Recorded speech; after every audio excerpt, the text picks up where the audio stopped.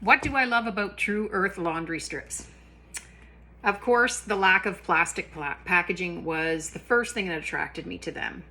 But what I also love is that they are hypoallergenic and biodegradable. I have a septic system, so I don't want any chemicals in my septic. Also, I have a chemical intolerance. I'm very sensitive to perfumes and such, so I love that they have an unscented one. But when I ordered mine, they also had an option to order a second package. So I took a chance and I ordered the linen scent.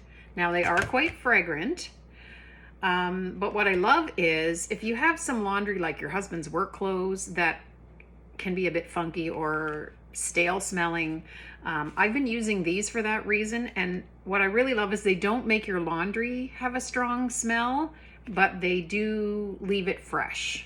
So I will probably be reordering these over the unscented, even though I do have some sensitivities. So anyway, I love the product. I will be reordering them.